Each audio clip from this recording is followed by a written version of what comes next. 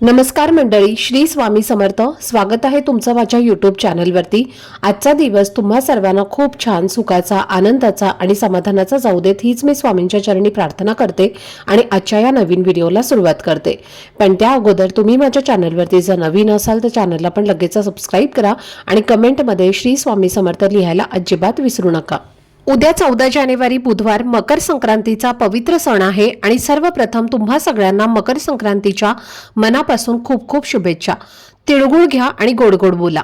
यंदा मकर संक्रांतीला एक अतिशय दुर्मिळ आणि खास योगायोग निर्माण झालेला आहे, कारण तब्बल अनेक वर्षानंतर मकर संक्रांतीच्या दिवशी षटतिला एकादशी सुद्धा आलेली आहे. त्यामुळे यावर्षी मकर संक्रांतीचे धार्मिक आणि आध्यात्मिक महत्त्व खूपच वाढलेलं आहे. ज्योतिषशास्त्रानुसार जेव्हा सूर्य मकर राशीत प्रवेश करतो तेव्हा त्या दिवसाला संक्रांत असं म्हटलं जातं आणि या मकर संक्रांतीपासून चांगल्या दिवसांची सुरुवात होते, नकारात्मकता दूर होते, वाईट गोष्टी मागे पडतात आणि देवतांचे दिवस सुरू होतात असं मानलं जातं. म्हणूनच मकर संक्रांतीचा दिवस हा दान, स्नान, पूजा आणि उपाय यासाठी अतिशय फलदायी मानला जातो. या दिवशी सूर्यनारायणाचा आशीर्वाद आणि माता लक्ष्मीची कृपा आपल्या घरावर राहावी, घरात पैसा, शांती, समाधान आणि समृद्धी नांदावी यासाठी अनेक घरांमध्ये खण किंवा सुगड पूजन केलं जातं, हळदी कुंकू केलं जातं आणि त्यामुळे अष्टलक्ष्मीचा आशीर्वाद प्राप्त होतो असं सांगितलं जातं. उद्या आपण सगळे आपल्या घरामध्ये सुगड पूजा करणार आहोत, हळदी कुंकू करणार आहोत, आपल्या यथाशक्तीने दान सुद्धा करणार आहोत.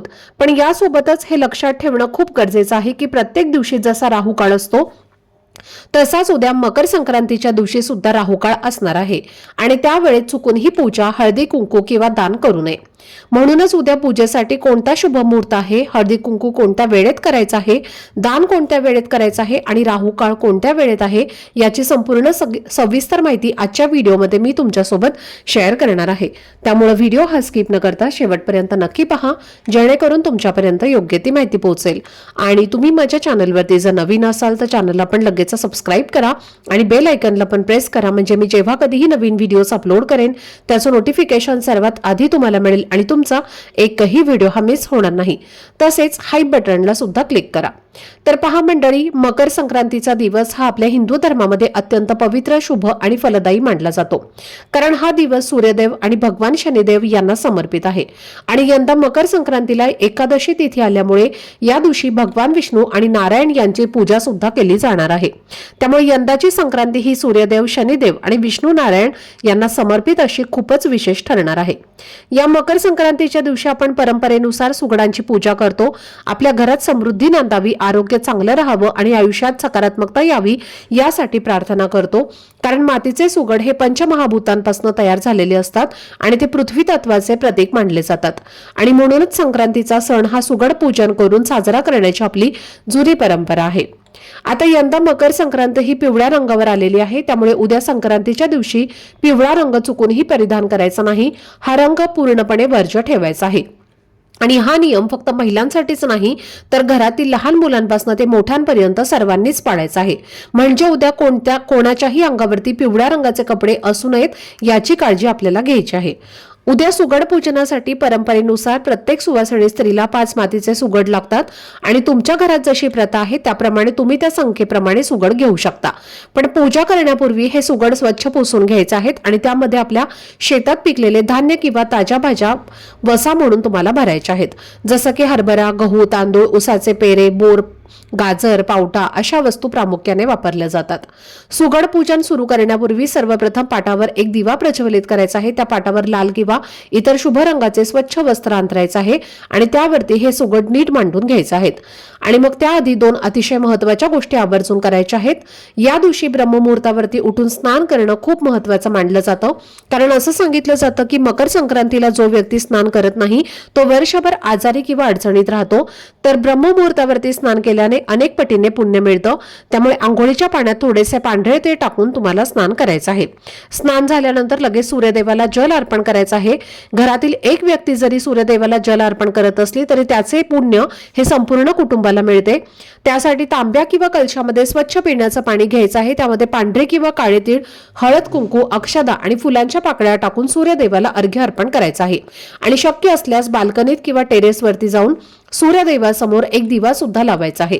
असं केल्यामुळे घरामध्ये सुख, शांती आणि समृद्धी नांदू लागते, नकारात्मकता दूर होते आणि गरिबी हळूहळू कमी होते।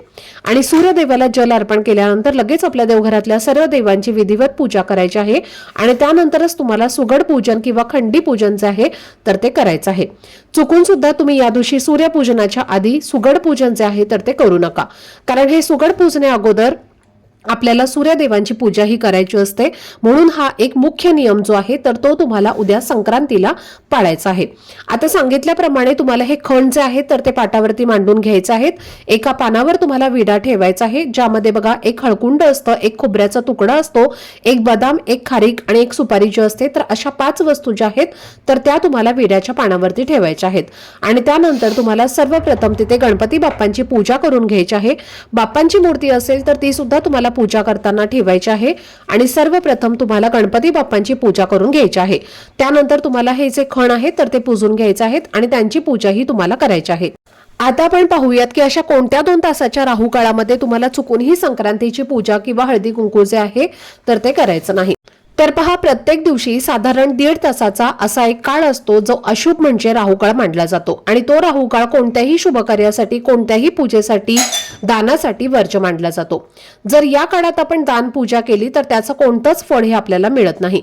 तर उद्या 14 जानेवारी 2026 वार बुधवार या दिवशी जो राहू काळ असणार आहे तर तो साधारण 12:30 ते 1:49 असणार आहे आणि म्हणून आपल्याला या राहू काळामध्ये चुकूनही खण पूजन असेल किंवा संक्रांतीची पूजा असेल, हळदी कुंकू असेल तर ते मात्र आपल्याला या काळामध्ये अजिबात करायचं नाही। आता या दिवशी सुगड पूजनासाठी किंवा संक्रांतीची पूजा करण्यासाठी कोणता शुभ मुहूर्त असणार आहे तर पहा, सकाळी सूर्योदयापासून ते दुपारी 12 वाजेपर्यंत संक्रांतीची पूजा करण्यासाठी शुभ मुहूर्त असणार आहे। तर या काळामध्ये तुम्ही जी काही सुगड पूजा असेल किंवा खण पूजा असेल किंवा जी काही तुम्हाला पूजा करायची आहे, दान करायचं आहे तर ते तुम्ही या काळामध्ये करू शकता। तसेच या दिवशी तुम्हाला दान करायचं असेल तर दानाची जी वेळ असणार आहे तर ती दुपारी 3:12 ते सायंकाळी 6 वाजेपर्यंत असणार आहे।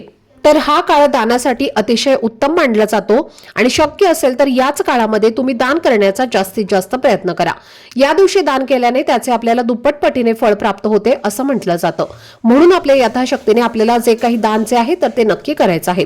तसेच तुम्हाला सकाळच्या वेळेमध्ये खंड पूजन करणं शक्य नाही झालं तर ज्याला आपण सुगड पूजा म्हणतो तर ते करणं शक्य नाही झालं तर मग तुम्ही दुपारी 3:12 ते सायंकाळपर्यंत सुद्धा करू शकता। त्याचबरोबर अनेक स्त्रिया मकर संक्रांतीच्या दिवशीच हळदी कुंकू करत असतात। तर हळदी कुंकू करण्यासाठी जो शुभ मुहूर्त असणार आहे तर तो दुपारी 3:12 ते संध्याकाळी 6:30 वाजेपर्यंत हळदी कुंकू जे आहे तर ते तुम्ही करू शकता। त्याचबरोबर पहा, यंदा मकर संक्रांतीला षटतिला एकादशी आलेली आहे आणि त्यामुळे आपल्याला या दिवशी घरामध्ये चुकूनही भात जो आहे तर तो बनवायचा नाही। भाताचा नैवेद्य सुद्धा देवांना दाखवायचा नाही आणि तुम्ही सुद्धा ग्रहण करायचं नाही, कारण एकादशी तिथीला भात हा पूर्णपणे वर्ज्य केला जातो आणि म्हणून तुम्हाला भात या दिवशी घरामध्ये अजिबात बनवायचा नाही। तर ही अत्यंत महत्त्वाची माहिती मला तुमच्यासोबत शेअर करायची होती। आजचा हा व्हिडिओ जर तुम्हाला आवडला असेल, माहितीपूर्ण वाटला असेल तर व्हिडिओला लाईक, शेअर आणि चॅनलला सबस्क्राईब नक्की करा। भेटूयात पुढच्या व्हिडिओमध्ये, तोपर्यंत सर्वांना श्री स्वामी समर्थ।